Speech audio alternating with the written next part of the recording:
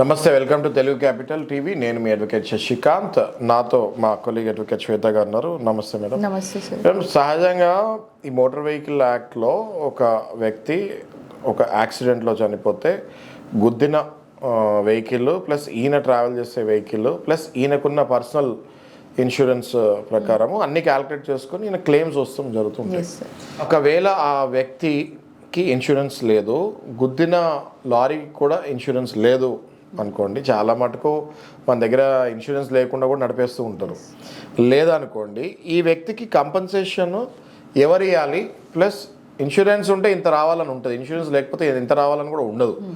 ఎవరు ఇవ్వాలి, ఎలా క్యాలిక్యులేట్ చేస్తారు జనరల్గా అప్రాక్సిమేట్లీ అన్నది మీరు చెప్పండి. సార్, ఇన్సూరెన్స్ ఉంటే ఇన్సూరెన్స్ కంపెనీ వాళ్ళు పే చేస్తారు. లేదు, లారీకి కూడా ఇన్సూరెన్స్ లేదు అనుకుందాము, లారీ ఓనర్ ఎవరైతే ఉంటారో ఆయనని మనం లయబుల్ చేయొచ్చు. ప్రిన్సిపల్ లారీ డ్రైవర్కి పూర్తిగా పడదు, బట్ లారీ ఓనర్ మాత్రము హీఈస్ ప్రిన్సిపల్ కాబట్టి హీఈస్ లయబుల్.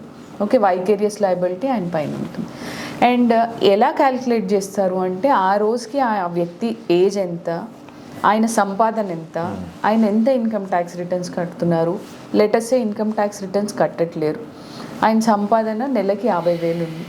గోయింగ్ ఫార్వర్డ్ ఒక 25 ఏళ్ళ వ్యక్తికి 50 ఏళ్ళ వరకు, ఇంకా నెక్స్ట్ 25 ఇయర్స్ నుంచి 50 ఇయర్స్ లోపు ఆయన ఎంత డబ్బు సంపాదించేవాళ్ళు, ఇవన్నీ పరిగణనలోకి తీసుకొని వాళ్ళకి ఏదైతే ఇంజురీస్ డ్యామేజెస్ ఉంటాయో అవన్నీ పే చేస్తుంది సార్ కోర్టు.